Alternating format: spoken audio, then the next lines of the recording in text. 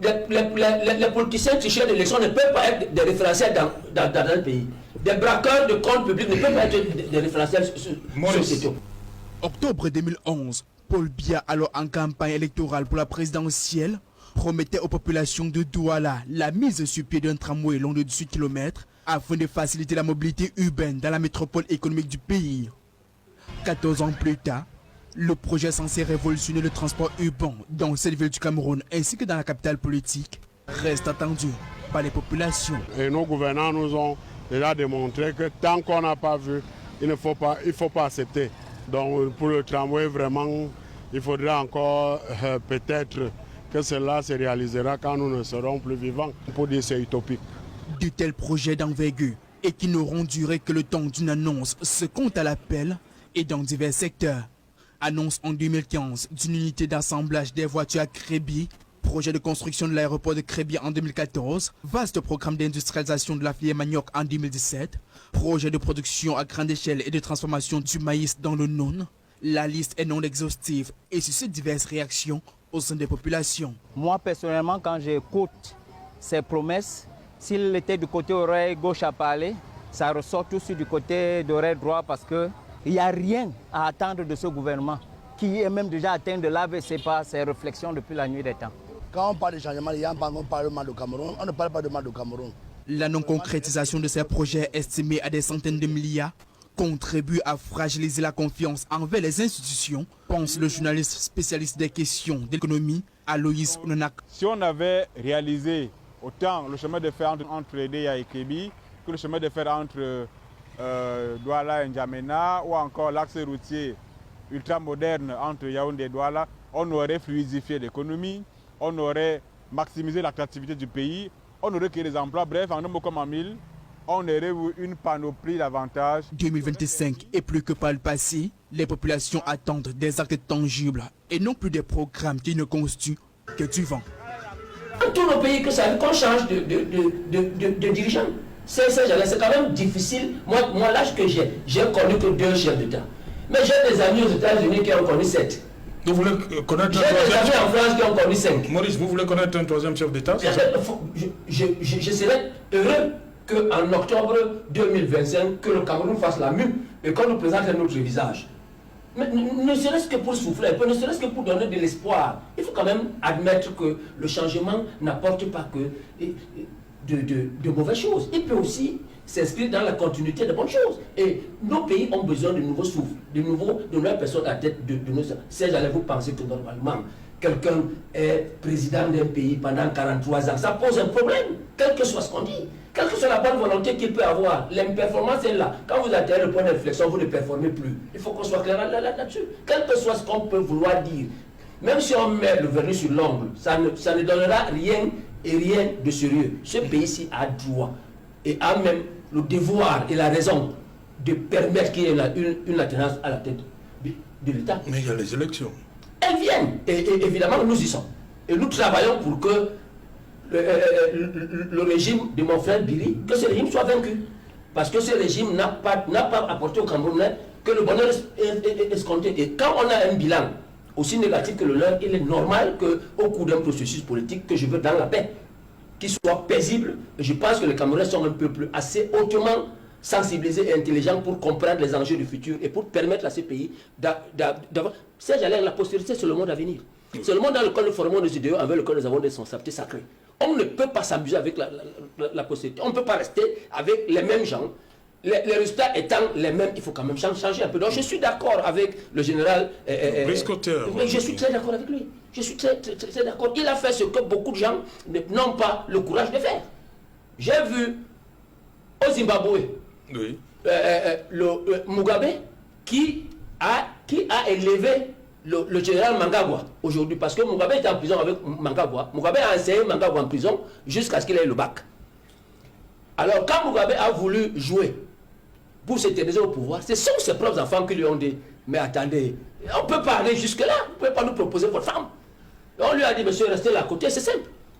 Alors on ne peut pas, si les gens n'ont pas de courage dans ce pays, qu'ils regardent les autres faire, c'est aussi simple que ça. Mais les élections arrivent, nous les souhaitons, et nous voulons qu'elles soient organisées dans toute la transparence possible, que les articles comme l'article 80 du code électoral, qu'ils soient revus, que le peuple camerounais se retrouve dans cette élection, qu'il y ait un cas de concertation normal et que ce qui va permettre que le Cameroun ait une nationale. C'est même une beauté.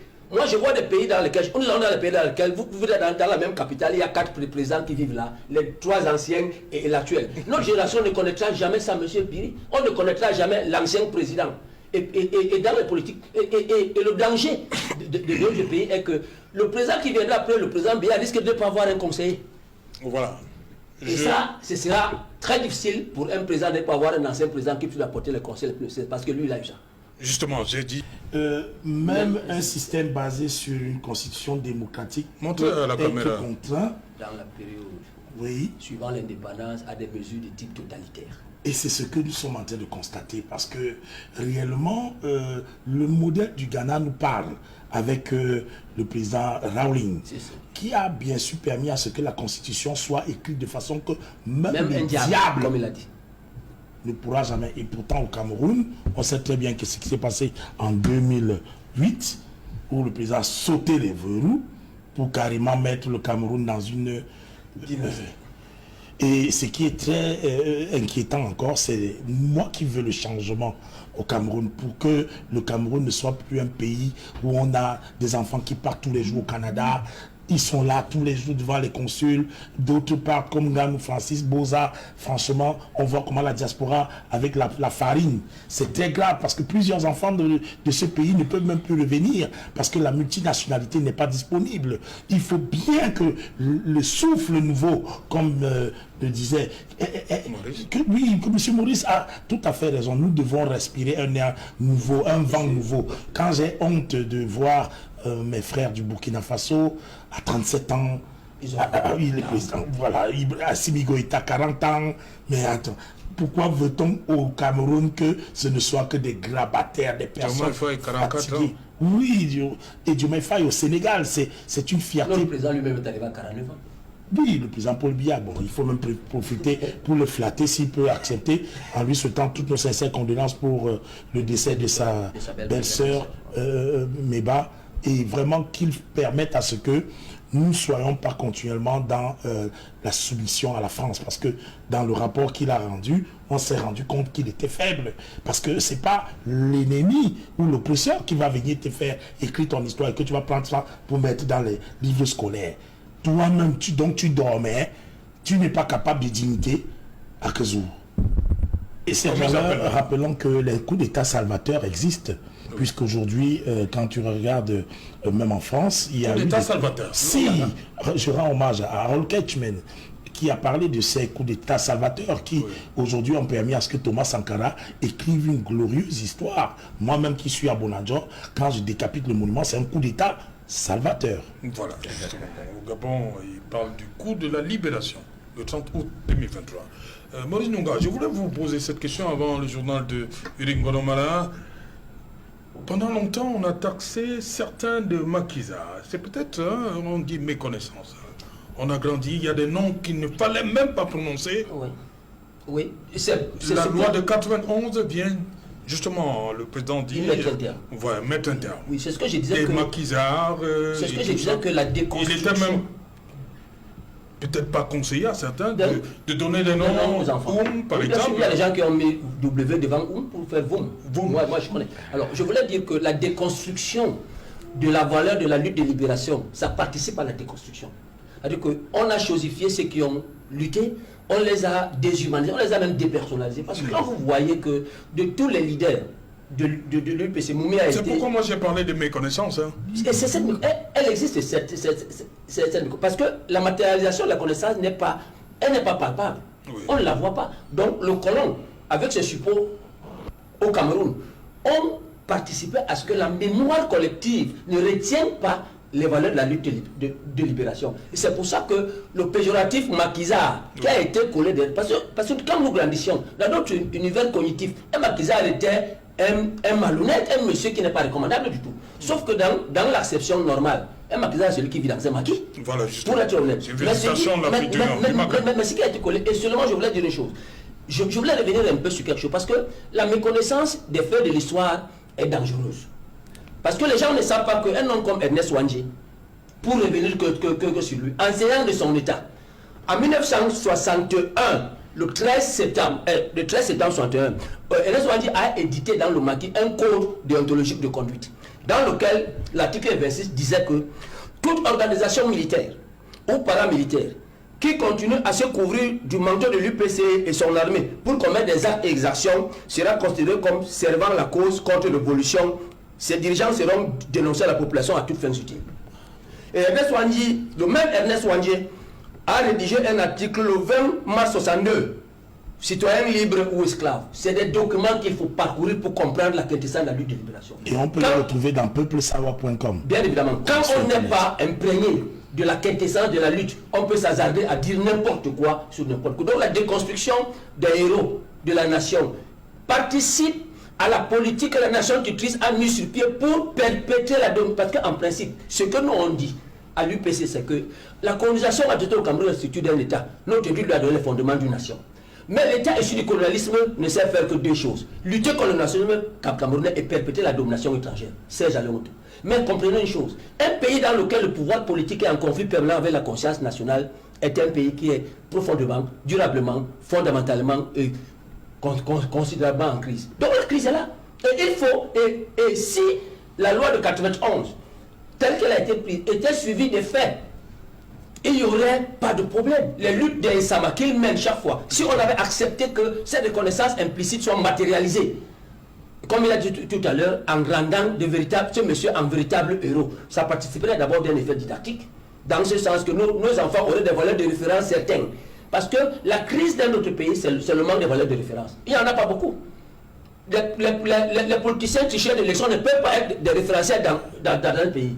Des braqueurs de comptes publics ne peuvent pas être des référentiels sociétaux. Oui. Maurice Nounga, j'aimerais que vous nous repreniez pour vous, pour ceux qui nous regardent, l'anecdote lorsque vous arrivez dans une bouche de métro à Paris.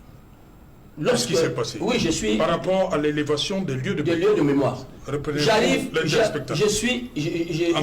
suis en France en 2015. Je suis en France et un ami m'appelle et me dit mais viens au métro Jacques Bonsergent.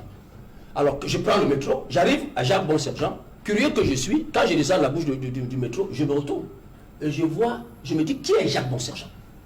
Et je vois la stèle et un écriteau. Et je lis que Jacques Bonsergent est un jeune Français de 22 ans qui, quand les forces allemandes ont voulu rentrer sur Paris, ils ont fait des barrières d'autodéfense pour sécuriser leur ville. Et Jacques Bonsergent est le premier Français qui a été abattu par un officier allemand. Et en 22 ans. En 22 ans. Ce lieu est devenu un lieu d'histoire, mythique. Et c'est ce qu'il faut pour notre pays. C'est ce que nous demandons. Nous ne demandons pas plus. Nous demandons que nos enfants aient des repères, qu'ils sachent que ce monsieur a combattu pour son pays. Mais il faut qu'on sache que c'est Serge Alain. J'ai suivi certains frères qui sont même des docteurs de haut niveau, des grands professeurs, dire des demi-vérités sur l'histoire du Cameroun. Et je sais que beaucoup de ceux qui ont étudié à l'Hexagone ont participé à la rédaction d'une histoire contre proto-coloniale qui est faite pour biaiser la réalité historique époquée au Cameroun. Et ça, cette production intellectuelle ne participe pas à élever le niveau de la compréhension des enjeux du Cameroun. Et ça, c'est de la malhonnêteté intellectuelle. Et il faut que cette histoire, la commission a travaillé, j'ai lu les 15 pages qui ont été contractées. Je le comprends, mais je veux dire que l'histoire ne peut pas être racontée que par les vainqueurs seuls. L'UPC, le Cameroun a son histoire. Elle est élogieuse. Et il faut qu'on sache que nous avons eu des célèbres personnes, des gens de valeur qui se sont battus et qui ont travaillé. Ils sont nombreux. Il n'y a pas que les Oumia. Il y a des héros anonymes. Il y a des gens qu'on ne connaît pas, mais qui ont œuvré énormément pour que le Cameroun soit là où il est. Est-ce que vous comprenez ce débat, un autre débat qui est né à la suite de ce que vous savez? On dit qu'ils ne sont pas des héros. Je ne comprends pas. C'est de la phraseologie. Moi, c'est de l'intellectualisme. On peut le dire. Mais pour moi, c'est de l'intellectualisme. Que ce soit héros ou pas. Le texte ne parle pas de même si le texte ne le dit pas de manière explicite, il y a ce qu'on appelle la sémiologie. Dans le texte, il y a ce que le texte n'a pas voulu dire, mais qu'il a dit. Fondamentalement, il y a de l'enseignant ici. Et je voudrais dire que qu'on le veuille ou pas, est-ce que Serge Alain, on a même besoin d'un décret pour savoir que ça, c'est un héros? On n'en a même pas besoin.